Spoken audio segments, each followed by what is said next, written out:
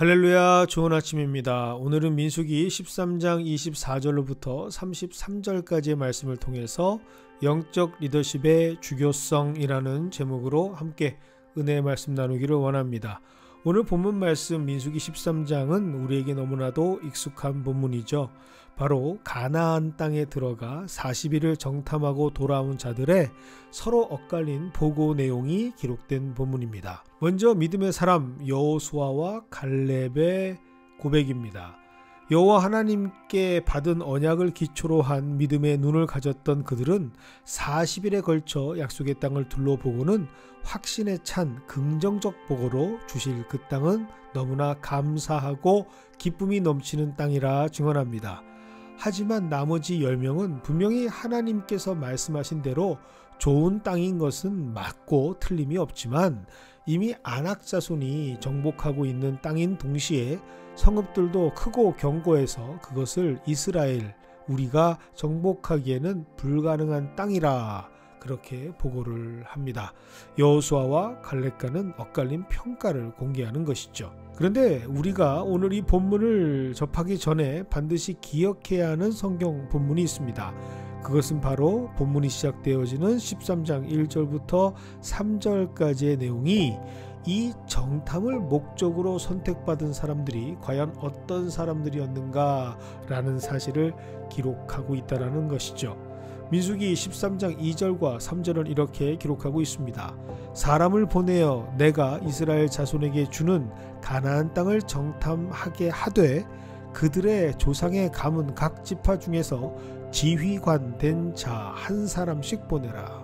모세가 여호와의 명령을 따라 바란 광야에서 그들을 보냈으니 그들은 다 이스라엘 자손의 수령된 사람이라. 즉 오늘 40일 동안 하나님께서 보내신 땅, 약속의 땅 가나안을 보고 돌아온 사람들은 각 지파 중에서 지휘관이었던 자들, 즉 수령된 사람들이었다고 성경은 기록하고 있습니다.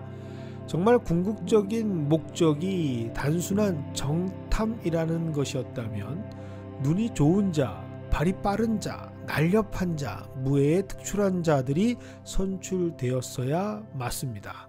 하지만 하나님께서는 정탐에 최적화되어져 있는 그런 사람들이 아니라 지휘관 된 자, 즉 수령들을, 리더십들을 선택하시고 이들에게 정탐을 맡기십니다. 우리가 간과해서는 안 될 것이 바로 이 부분이죠. 그렇다면 이 정탐에는 우리가 일반적으로 알고 있는 정탐 외에 더 큰 하나님의 의도가 있었다라는 것을 의미합니다. 즉 하나님의 계획에서 오늘 사람들을 선택하시고 가나안으로 보내시는 그 목적은 단순히 땅을 취하기 위한 군사적이거나 전략적 목적이 아니었음을 우리는 알게 되죠. 하나님께서는 이제 새롭게 세워질 하나님의 나라를 이끌어갈 지도자, 하나님께서 하나님 되심을 선포해야 할 그 막중한 자리에 세워질 민족의 리더십들이 얼만큼 준비가 되어 있는가 확인하시고 싶으셨던 자리였던 것이죠. 즉 하나님의 입장에서는 이 계기를 통해 이스라엘의 리더십이 어떠한 영적인 수준을 갖고 있는가 확인하고자 하셨다라는 것이 더 정확한 영적인 해석일 겁니다.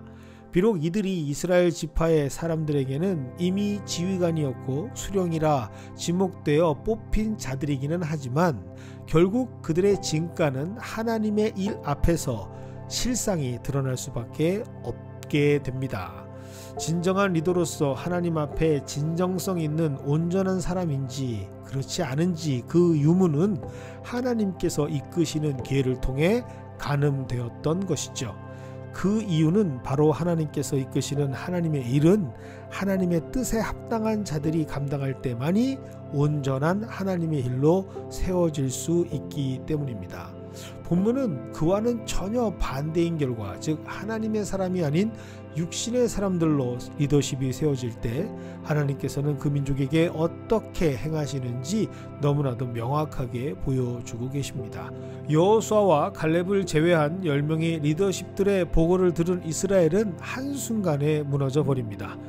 출애굽하면서 지금까지 여호와 하나님께서 인도하셨던 수많은 이적과 기사는 그 어디에도 기억할 수 없는 까맣게 잊어버린 망각의 일부일 뿐이었죠. 이스라엘 민족은 급기야 돌이킬 수 없는 결과를 초래합니다. 민수기 14장 4절입니다. 이에 서로 말하되 우리가 한 지휘관을 세우고 애굽으로 돌아가자 하매.